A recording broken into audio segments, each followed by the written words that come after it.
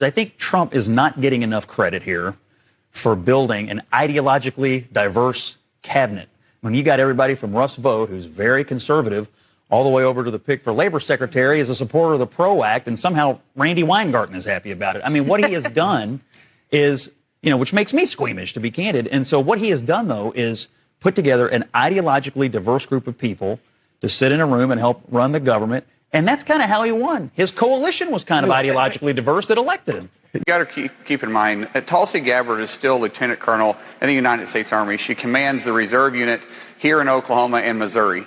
If she was compromised, if she wasn't able to pass a background check, if she wasn't able to do her job, she still wouldn't be in the Army. And so Tammy is absolutely dead wrong on this, and she should retract those words. That's the most dangerous thing she could say, is that a United States lieutenant colonel in the United States Army is compromised and is an asset of Russia. It's actually sad to hear her say that. When I heard her say that, I thought, I wonder if this is political, because she's upset that Tulsi Gabbard left the Democrat Party because they went woke.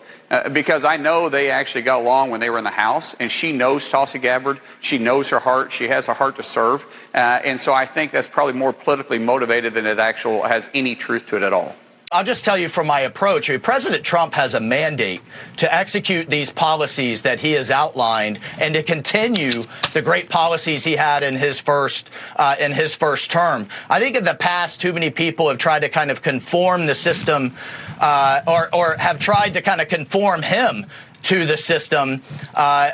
I'm going to conform the system to the best I can to his style, to his decisions, and to his mandate, number one. Number two, for example, we were just talking about the Middle East. Well, a key component of that are Americans being held hostage, and we need to start imposing costs for those that hold hostages rather than reacting and seeing benefit. And number three, the border, the Western Hemisphere, working with that team to get it under control. The cartels need to be on notice. Mexico and our partners have to take some ownership here. And then broadly in the Western Hemisphere, we have the energy, the food supply, the critical minerals that we need to keep our economy the most powerful it is in the world.